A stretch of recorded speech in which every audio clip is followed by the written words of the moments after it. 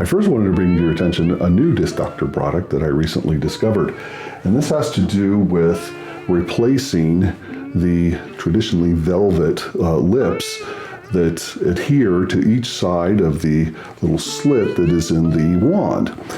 Basically, what would happen is over time, these would tend to wear down. They get matted down.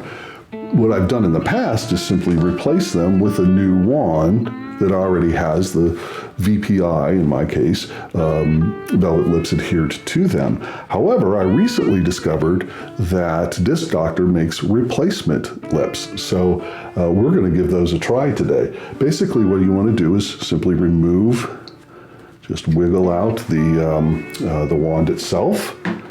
There's a little cap at the end, which can just be punched out like that.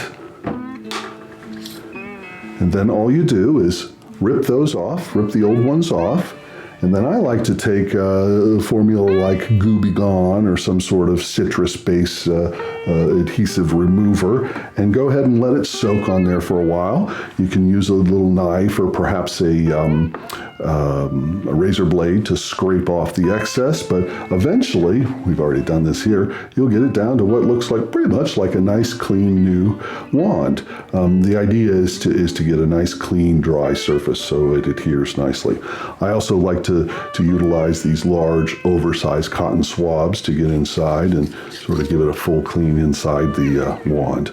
But once you've got it to this state, I did several soakings with Gooby Gone before I got it to this state, gave it a thorough wash, cleaned it off with some Windex, so this is ready to go.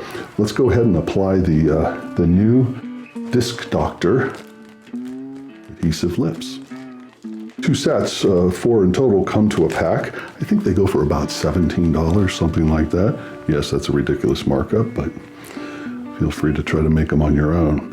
I can tell from the feel of these that they're more akin to the Disc Doctor brushes than the velvet lips that come with the VPI wands. So let's go ahead and give this a try.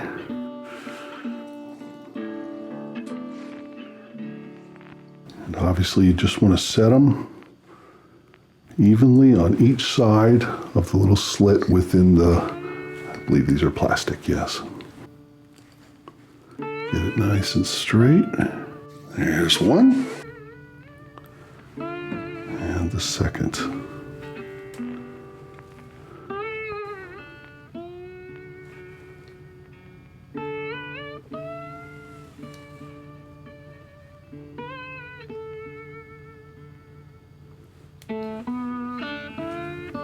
Make sure they're adhered nicely. And we'll go ahead and put the cap back on. And then one last piece of advice. When you reinsert these into the column, it's important that they not be perfectly 90, that the slit not be 90 degrees.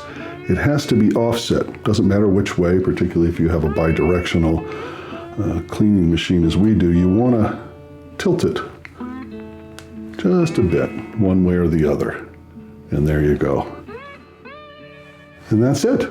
So we're going to give these a try with the Dave Brubeck.